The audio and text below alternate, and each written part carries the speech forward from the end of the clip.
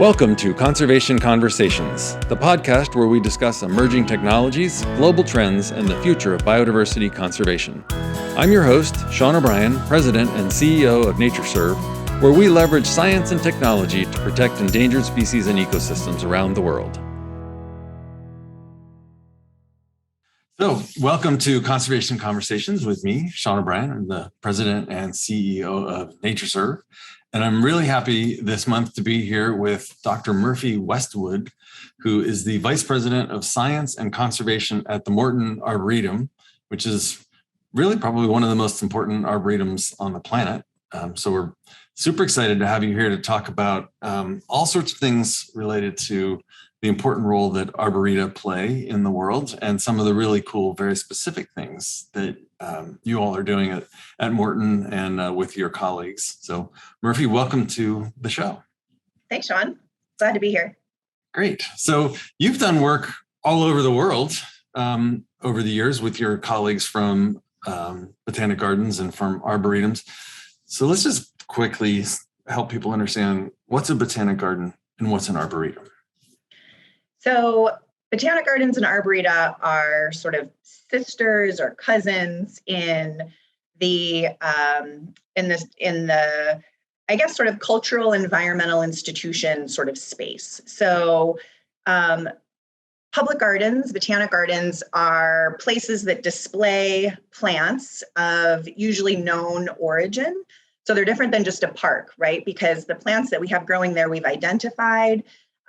Usually there's a level of interpretation. So we're engaging with our visitors to try to connect plants and people. There's often a conservation component. In fact, increasingly, there is a big conservation component in public gardens and arboreta. So, historically, both were sort of the institutions that catered more to the wealthy or the elite. They were sort of pleasure gardens. These days, almost all botanic gardens and arboreta have evolved so that they have some level of biodiversity conservation at the core of what they do because of how important the sort of twin challenges of the biodiversity crisis and climate change that we have on our hands. So public gardens and arboreta have really evolved in that way. An arboretum is basically a public garden that has a focus on trees and woody plants. And I think that's sort of, one of the differences. So most arboreta are a type of public garden. That sort of Venn diagram is almost completely overlapping, but not all botanic gardens are arboreta. So you might have a cactus garden or an orchid focused botanic garden that really doesn't have any trees. And then I don't think you would call that one an arboretum. Interesting. So, and you also, I think, told me before that arboreta have been around for a really long time. Like as long as humans have been gathering, we have set up these sort of public parks. Exactly. And humans are inherently collectors. Like we love to gather. We love to gather and hoard and collect. And we love to, we love novelty. We love beauty. We are animal instinct, at our core for that. And I think arboreta can be that, They can gather trees and woody plants from around the world so that you can sort of see them all in one place and learn about the diversity of species, different habitat types. So a good arboretum will engage you in many different ways about the joys and the wonder of trees and woody plants. And the joys and wonders is a really important part because as we know, if you don't know what something is, you won't know that you need to protect it or that you can love it. And so having access to these arboreta and botanic gardens so that people can see what's out there and what the biodiversity is. And now to have these organizations have this conservation mission, it's so important and so wonderful. Yeah. And I think one of the interesting things that you just brought up about knowing what something is and sort of being able to identify it, it was only in sort of the last, 5 years that we really had a solid understanding of how many tree species there are in the world. We did not know that before 2017. That was the first global effort to understand how many trees there were in the world. So how many is it? So It is a constantly evolving and like shifting number because new things are always being discovered and described, and molecular studies can help us figure out that two things that maybe looked differently are exactly the same thing. They just sort of, express differently in a different environment. But the current sort of running tally is about 58,500 species of tree in the world. 58,500. So yeah. we're gonna hone in on the United States here in a minute, but first we need to know, what is a tree? So 58, I know, right? There's 58,500 species, but if we change the definition a little bit, it might move some. So what's sort of the accepted definition of what a tree is? So that's really difficult. You're probably thinking, this lady needs a new job if she doesn't know what a tree is and she works in an arboretum. So thanks for calling me out. It's actually really tricky, right? So a tree is not a biologically defined entity like a leaf or a fruit is. So trees are kind of human constructs in a way. So we have this kind of picture in our heads. When you say tree, what do you picture? An oak tree, sure. Like, yes, solidly, that's a tree. No debate. Everyone would say that's definitely a tree. A conifer, like a spruce. Yeah, that's a tree, right? Tall, woody thing, much higher than we are. That's definitely a tree. But then you get into the sort of weird weeds of the trees, which is, what if something is kind of a tall shrub? It's multi-stemmed. It's maybe only 10 or 15 feet tall. Is that a tree? Something like a witch hazel or a viburnum, maybe. What about a palm tree? So they definitely look like trees, but they're monocots. So they don't actually produce technically what we would call wood. So they're woody, but they're not really producing wood. So, I would say that's still a tree, but you might get really a sort of botanical purist to say, no, that's not a tree because it's not producing proper wood. What about a Joshua tree or even a really tall cactus like a saguaro cactus? Is that a tree? It's sort of tall and like kind of at the base, they can get quite woody feeling. So anyway, there's like a huge amount of debate about this. And you can find different checklists and sort of databases of trees, and they will have wildly different numbers. So this was actually a big challenge for a project that, we've just finished looking at trees. And the definition that we essentially went with was to align with this bigger global effort. So I told you that we just sort of only just discovered how many trees there really are in the world. That was the product of a big initiative called the Global Tree Assessment that is being run by Botanic Gardens Conservation International, which is an NGO based out of the UK. But it's part of this sort of huge international partnership effort with lots of tree experts from around the world, botanic gardens, forestry agencies, conservation NGOs, to kind of get a handle on what is the state of the world's trees. And so through this global tree assessment effort, we had to agree, what is a tree? And so the definition for that is basically a woody plant that is at least 2 meters tall, so taller than 6 feet, that usually has a single stem. Or, if it's multi-stemmed, it has a single stem that's about 10 centimeters in diameter at breast height. So that's roughly how we're defining a tree. And so in that definition, we are including things like palms and even some of the woodier monocots that, grow to look like trees. So that was our definition. How about a tree fern? We did not include tree ferns, which is a great question. But that's sort of one of the exceptions of that original definition.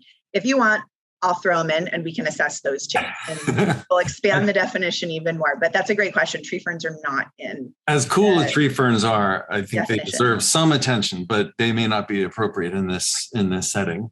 But you mentioned, so we figured out how many species there are in the world and did the global tree assessment.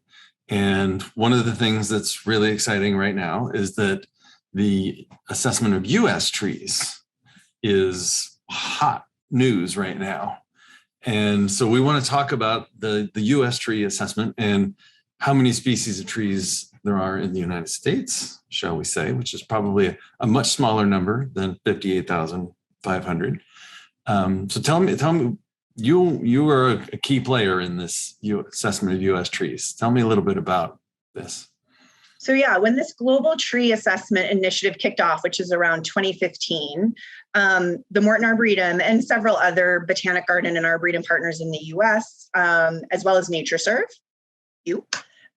we were essentially all hanging out together, chatting and saying, I wonder what the picture looks like for US trees for this global tree assessment initiative that's kicking off. And so we looked at, so the Morton Arboretum, we've been doing a lot of red listing. So the IUCN Red List of Threatened Species is a global platform for conducting threat assessments or conservation assessments, kind of an interchangeable term, and essentially trying to understand the risk of extinction for a set of species. And we had been doing red list assessments for the world's oak species, oak trees.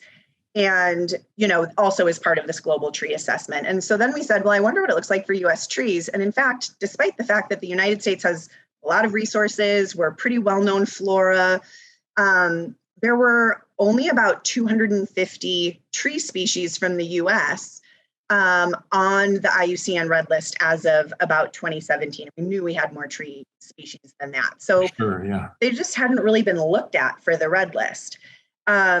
And so we thought, well, that is bad, right? We want to make sure that our US trees, our tree flora, our natural heritage is included in this global effort and that we're contributing to these global conservation goals. So NatureServe is actually a critical partner in this effort because NatureServe also has a really rich database of biodiversity information and threat assessments through its NatureServe Explorer and its NatureServe Conservation Status Assessments. And NatureServe is actually a lot more well populated, essentially, for tree information. Although a lot of the tree assessments for NatureServe were out of date in 2017, so they were more than 10 years old. And that's sort of the benchmark for wanting to have a current assessment. So NatureServe went in on this along with us and several other botanic garden partners, the U.S. Forest Service, U.S. Botanic Garden. And we said, well, let's do it. Let's make sure that we are keeping the NatureServe assessments up to date. And let's for sure get the Red List assessments done because we can't compare at a global scale unless we get these trees in there. So that's essentially how we got started. And we figured out that we needed to create that checklist all over again using that definition that I described to you, because again, we had checklists like the US Forest Service maintains a checklist, but it had a different definition of a tree and included different woody plants. So we kind of had to sort of scan through these various different databases to figure out what we had. And so we also constrained our study to the contiguous United States, the 48 states. Hawaii has a very robust conservation community there and their own specialist group focused on plants and trees in Hawaii. Puerto Rico also has its own initiative going. So we focused on the lower 48. And in that catchment area, using that definition of a tree that I described, we have 881 tree species. Okay. And again, about 250 of those are on the Red List, but when we started in 2017, and now we're up to about over 96% of our trees are now on the Red List. So we did over 560 threat assessments or something. When you say on the Red List, it means they've been assessed. It doesn't mean that they're actually threatened. That's right. And that's a really good distinction. Yeah. I think sometimes those can sort of feel interchangeable. If something's if it's red listed, that means it's threatened. And that's not true. That's a really good point. You can be least concern or not threatened with extinction on the Red List, but we wanted that baseline information for everything. So 890 tree species native to the contiguous United States, and something like 15% or so are considered imperiled in some way? Yeah, so we looked at both the Red List and the NatureServe assessments and did sort of a kind of whole synthesis across the lower 48, sort of the continental US, and said, what does that look like? And according to the Red List procedure and methodology, it's about 11% are threatened with extinction, just under 100 species. And through the NatureServe methodology, it's about 15%. So 10 to 15%, 11 to 15% at a minimum are threatened with extinction in the US. And by threatened with extinction, that's a pretty high level of risk. There's another category of trees that will be in some sort of vulnerable category as well, correct? Yeah, there's sort of that near threatened or like, oh, we're keeping our eyes on these trees. We're a little bit worried. And, from a conservation perspective, that sort of band of species where you're not sort of critically endangered yet, where there's like 10 left in the world. But, you're also not super widespread. That sort of band of species where it's like, we've got our eyes on you, we're concerned, it's clear that there are some issues. That's a really important niche to be operating in the conservation world, because those groups of species are probably still have a lot of individuals to the point where they're not at this like huge population bottleneck yet. So that's where conservation action can really have a strong impact, and where we as a conservation community need to continue to act so that we don't knock these things into that really threatened zone, and we can actually take some action and make sure these still are playing a really important role in the fabric of the ecosystem and the community in which they live. Right. And so I have two follow-ups. One is, if someone wants to see the U.S. tree assessment, where should they go to do that? So one place they can go is to the IUCN Red List website or the NatureServe Explorer website, and they can look for their favorite species and actually find the assessment that says, white oak, not threatened, least concern, or whatever. So that'll tell you sort of a species by species level snapshot for your tree of interest. The whole sort of synthesis where we looked at the continental United States and said, what does the picture look like for trees? That is in a hot off the press paper that has just come out in the journal Plants, People, Planet. And it will become a part of a special issue that journal is running that looks at the global tree assessment and is looking at publications of sort of tree-focused groups from around the world. I think they'll have 5 or 10 papers ultimately in that journal, all looking at the state of trees in different regions or countries around the world. And we are contributing to that on behalf of the United States. That's so cool. The little known piece of information is that I did my dissertation on trees in the rainforest of Panama. And so I'm a bit of a tree nerd. And so this is super fun to talk about for me. You said something before, though, that's my other follow-up was, it's not one of like just 10 left in the world, but we actually have a more dramatic story even than that to talk about, because you all and NatureServe were involved in another project that found the last single individual of a species of tree. So tell us a little bit about Quercus tardifolia. Yeah, so going to that other extreme, what is arguably now the rarest tree in the United States is this Quercus tardifolia, which was originally described in the 1930s. It's an oak tree native to the southwestern sort of part of Texas near Big Bend National Park. That's where it was originally described. And it's probably never been a very abundant tree. And it was rare enough that we kind of had just a sort of vague understanding of what it really was. It's only ever been described from sort of a handful of trees, or like someone found a cluster of trees. Those were the reports that we sort of have in our records. Anyway, the last known tree was dead for sure by 2011, the last time we went looking for it. And by we, I mean sort of collectively, the botanic garden community and the conservation practitioners in Texas. So as part of this, this global tree assessment, as part of the work we were doing with oaks, we were looking at oaks in the US and did a conservation gap analysis of native US oaks that looked like real deep into sort of what is the state of oaks looking like in the US. And what we identified there is that this little bit of Southwest Texas where Big Bend National Park is a kind of weird hotspot for oak diversity in the US. And it has 3 or 4 species that are either extremely threatened, like critically endangered, or they're very poorly known, what we'd call, say, data deficient in terms of like a status assessment, because you just don't have enough information to know whether it's real, whether it's threatened or not. So Quercus tardifolia is one of 3 or 4 species in Southwest Texas. And so we partnered again with it's actually a big coalition of botanic gardens and oak experts from around the country. The U.S. Forest Service, the National Park Service right there. U.S. Botanic Garden was funding this particular expedition that we went on in this sort of focus in Southwest Texas. to kind of better expand our knowledge of trees there, because it was identified as like sort of the top priority from this gap analysis. So if we were to invest resources in any sort of part of the country to really make sure that we're having an impact on oaks, this was a kind of cluster or a hotspot of where we wanted to focus. So we went on this expedition down to Big Bend National Park, and we've actually been working on this for 3 or 4 years now with partners, across the country. And the last expedition that went down there just a couple of months ago, we discovered a single tree of Quercus tardifolia. So amazing. It's one. So tragic, but so amazing. Yeah. So, I mean, we're excited though. This is like, I see this as hope, right? We thought we lost it. I was talking with Wes Knapp, your chief botanist, and he said, nature rarely hands us a second chance. And we got it with this tree, and we're not going to miss it. So we already have plans afoot to go back to search for more. We've taken DNA samples from that tree so that we can try to sequence it and compare it with other tree species in the area and really figure out, is this really a species, or is it just sort of a strange hybrid between a couple of the other rare species there? We hope we're going to be running that molecular analysis in our lab here.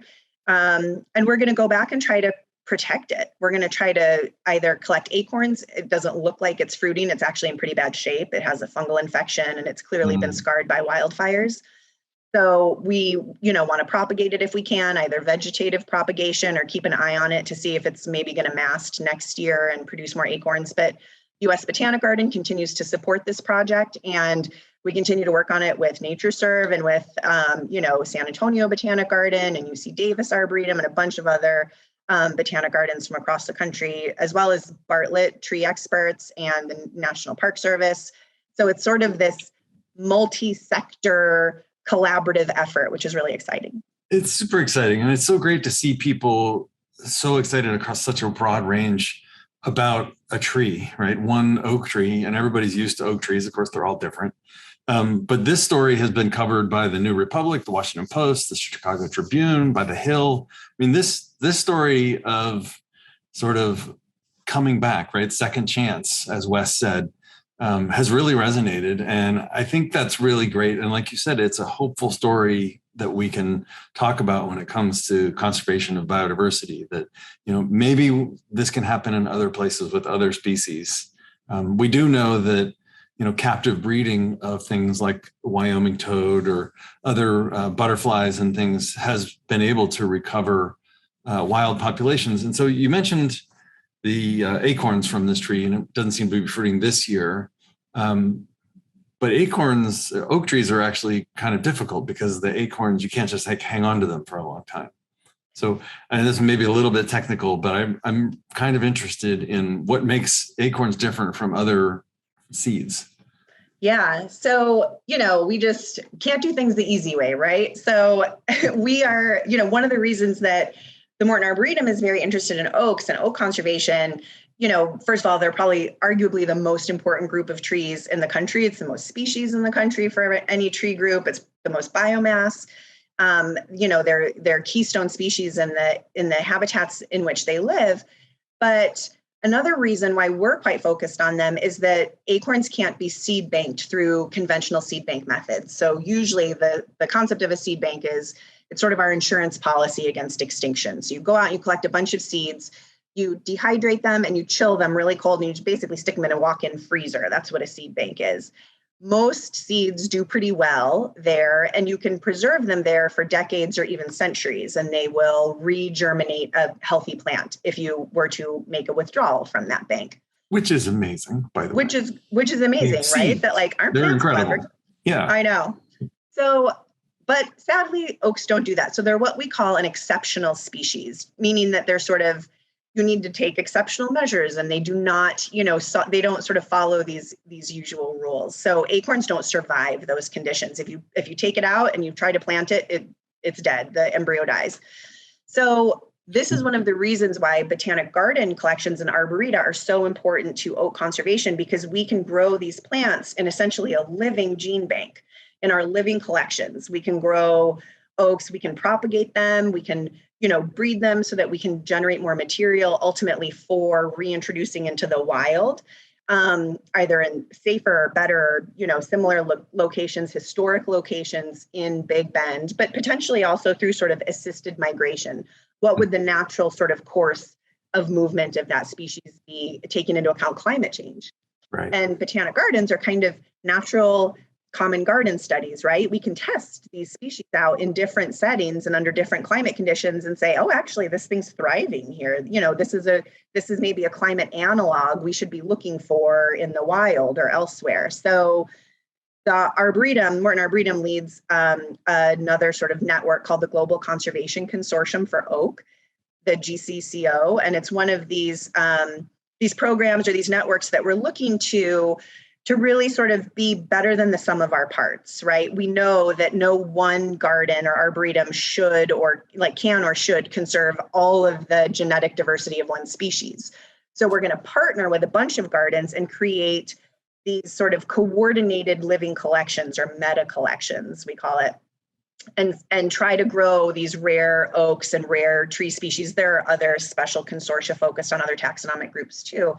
But that's, one of the goals that we're trying to do is grow these things in living collections so that we can study them, so that we can propagate them, so that we can understand, if there are pest and disease issues, how they might react to different climates in the future, and ultimately sort of inspire and engage our visitors as well, because we get over 1 million visitors a year at the Morton Arboretum, and it's great to be able to share this message of conservation and hope.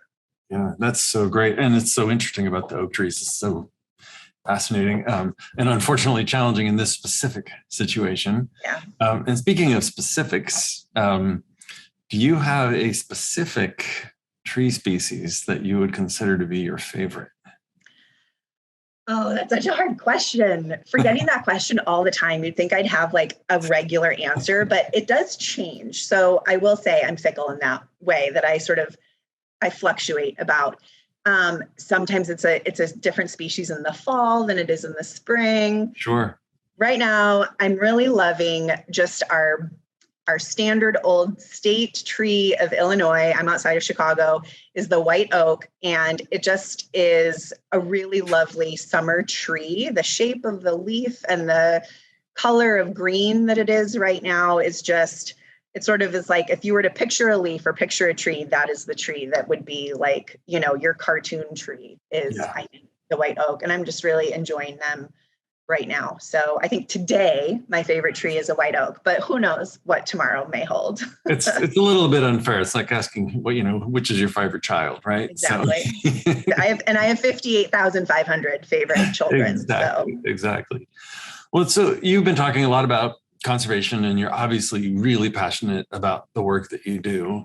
And I'm curious, why did you choose to go into this field? I'm sure at some point in your life you said to someone, I'm going to become a doctor of trees. And people were like, are you kidding?